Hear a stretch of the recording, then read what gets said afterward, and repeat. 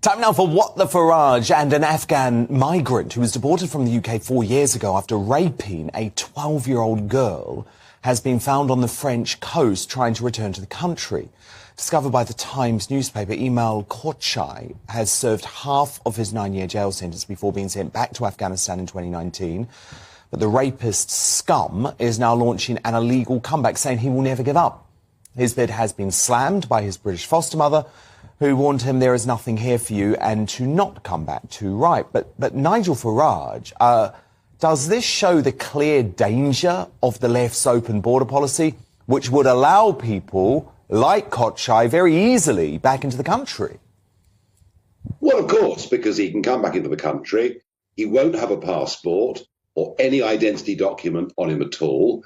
He'll give the British authorities a false name. He will more than likely come in undetected, be put into a 4-star hotel and then move on from there. I mean, that is danger, Dan, at a personal level, and it's distressing and it's wrong, should never be allowed to happen.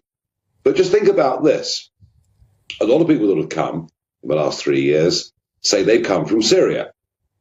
Again, with no identity documents. Who's to say they weren't ISIS fighters just a few short years ago? And remember, when this all started in 2015, when the EU opened up their own asylum policy, which said, if you put 1 foot on EU soil by crossing the Med, you can stay. And that's why in the Brexit campaign, I used that poster of hordes of young men coming into Europe saying we've got to protect ourselves from this. When that happened, ISIS said they would use the route to flood Europe with their operatives. And here's a point everyone's forgotten.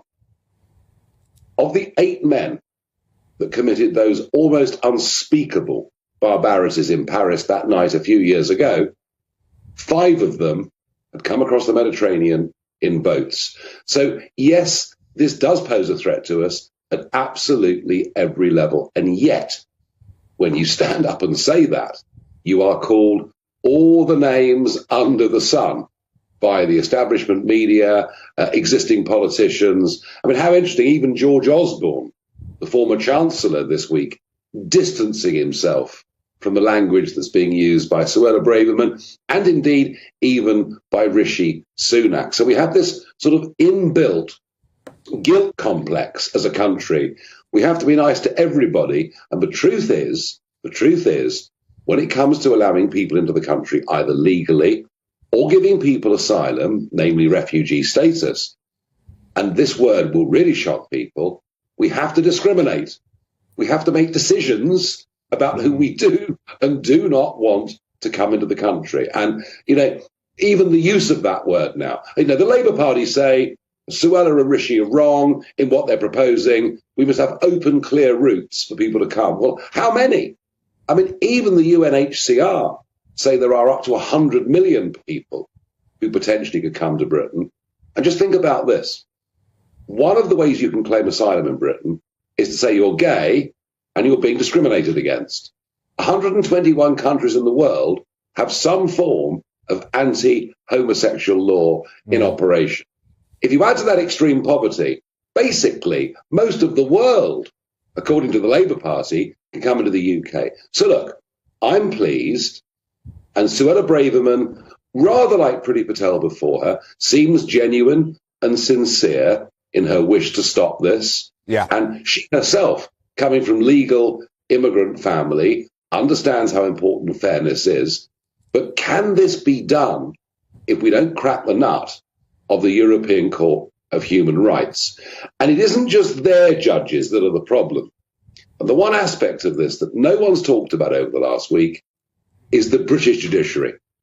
And the British judiciary, it appeared to me, to be pretty much on a par with the Foreign Office and the leader writers at The Guardian. And so I think the legal problems will not just come from Europe, I think they'll come in this country too.